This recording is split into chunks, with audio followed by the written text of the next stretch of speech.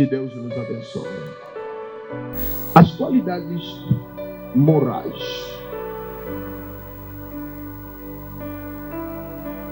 A primeira parte falamos das qualidades espirituais que o homem de Deus precisa ter. As qualidades morais, também vamos falar de 5 qualidades morais de um homem de Deus.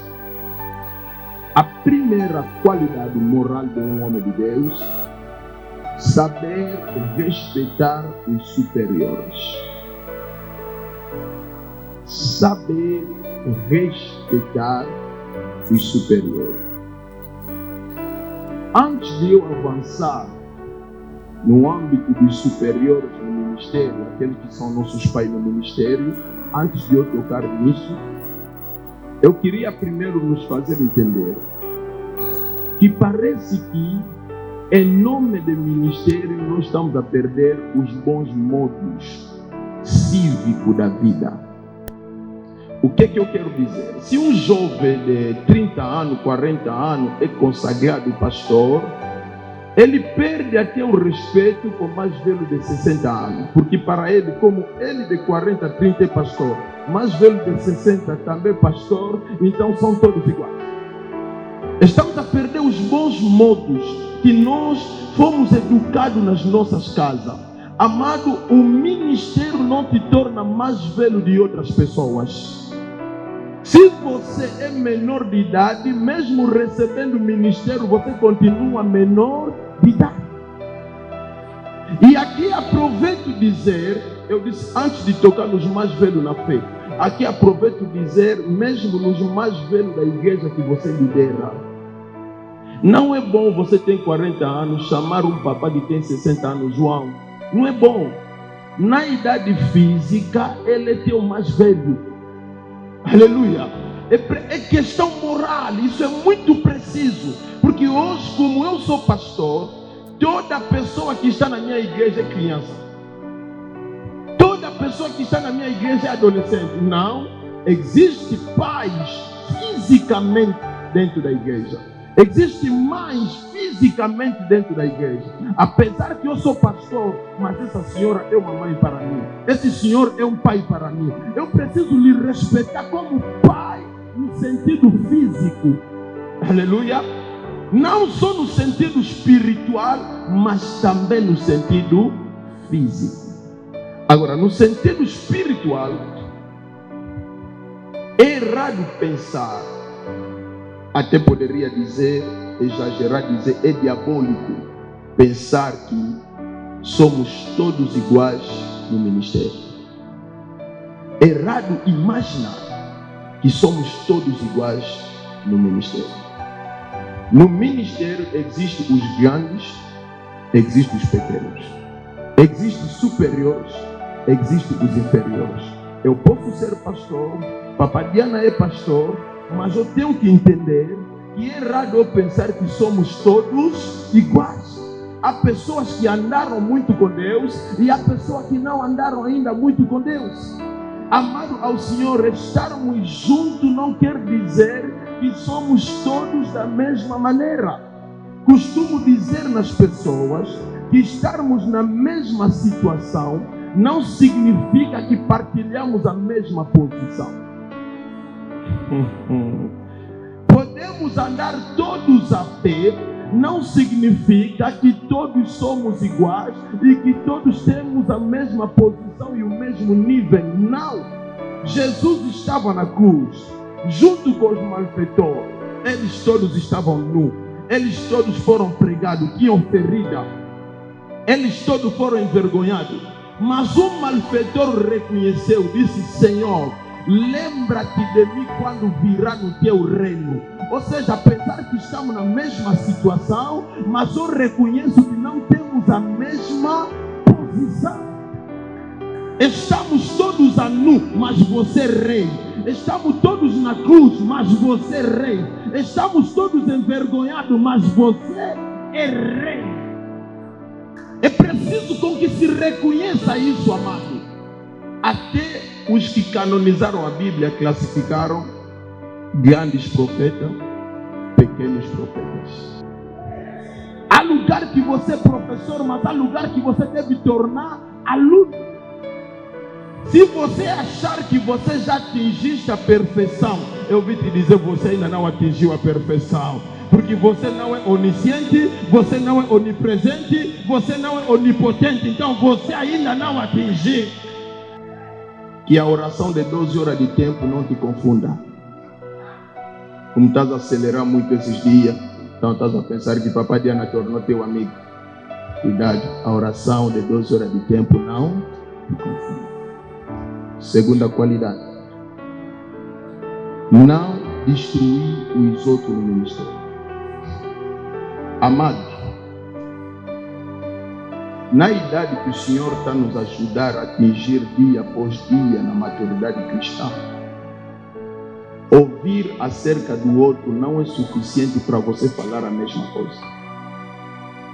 Ouvir uma história negativa acerca do outro ministro como você não é suficiente para você também começar a contar isso, sem que você possa testar isso nele mesmo.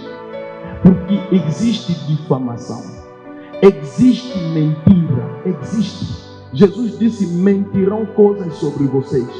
Só que nós estamos numa geração em que basta ouvir uma coisa negativa acerca do outro, você se aproveita dessa informação para destruir a imagem do outro. Mas destruindo a imagem do outro não vai lavar a tua imagem. O meu professor dizia, somos todos peixes da mesma espécie. Se hoje estão a fritar o teu irmão, você amanhã pode te cortar como peixe seco e te meter no solo para você secar melhor. Amanhã você pode te grelhar. Então, se estão me fritar hoje, tenha paciência, me sustenta na oração, porque amanhã talvez você vão te grelhar e eu vou precisar te sustentar na oração. Se estão mentir coisas sobre mim, tenha paciência comigo, porque amanhã também podem mentir coisas sobre você. Aleluia. Precisamos trabalhar não para a destruição dos outros. Quando você vê Saul está perseguindo Davi, quer dizer Saul já desviou. Toda pessoa que persegue, todo ministro que persegue outro ministro de Deus já desviou. Porque alguém que ainda está com Deus não terá força de perseguir outro que está também com Deus.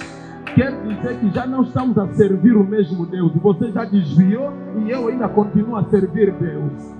A Bíblia diz, aquele que anda com os sábios, amado, anda com as pessoas que tiveram sucesso. Anda com as pessoas que estão avançando. Anda com as pessoas que têm a liberdade do espírito. Anda com as pessoas que são alegres, ver os outros também poderem avançar.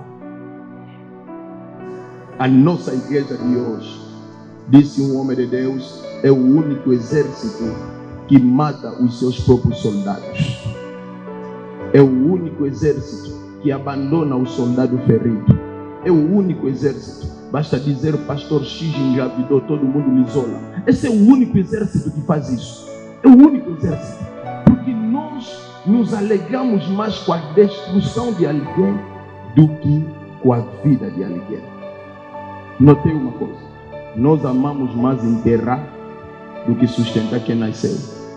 Quando uma mãe vai na maternidade dar à luz, quantas pessoas vão lhe receber para sair junto no hospital? Poucas. Mas se esse bebê morrer, quantas pessoas vão vir para enterrar o bebê? Somos especialistas de enterrar do que especialistas de fazer viver. Esse é o nosso problema. Não temos como ajudar alguém que começou a construir, vamos vir e ajudar, dar dinheiro, avançar. Faz não. Mas nós temos como sentar, fazer reuniões para alguém que fechou a igreja e dizer que não era homem de Deus. Somos como pessoas que gostamos de enterrar do que pessoas que fazemos a destruição dos outros. Terceira qualidade: servir a Deus com uma boa consciência. Há pessoas que têm consciências cauteladas, consciências estragadas. Na boa consciência, gostaria de falar sobre motivos errados de servir Deus. Os motivos errados de servir Deus. Primeiro, Não se serve a Deus para se demonstrar quem você é. Nem se prega para demonstrar o que você sabe. Um dos problemas que está nos complicando no ministério para não termos a boa consciência é a questão de querer pregar mais que pastor Pompom, querer pregar mais que pastor Jean-Jacques, querer pregar mais. Amado, não luta ser mais do que ninguém, luta ser mais do que você próprio. Luta melhorar você próprio. Luta amanhã você tornar melhor do que aquilo que você foi ontem. Então, servir Deus com a boa consciência, você deve entender que não estamos a servir Deus para demonstrar que eu que estudei muito. Não. Que eu sou licenciado em filosofia. Onde estamos devem ter meu respeito. Amado, Deus é Deus de Pedro, é também Deus de Paulo. Paulo estudou muito, Pedro não estudou muito, mas Deus é Deus dos dois. Então, se você é licenciado, eu não sou, Deus é Deus de nós dois. Te chamou, também me chamou. Me vocacionou, também te vocacionou. Não precisa demonstrar para mim quem você é. Não é preciso. Paulo era muito inteligente, estudou muito. Mas depois de trabalhar 14 anos, voltou para pegar mão de associação do Pedro, do João e do Tiago. Pessoas que não estudaram muito como ele. Então você não está aqui para nos demonstrar o dinheiro que você tem.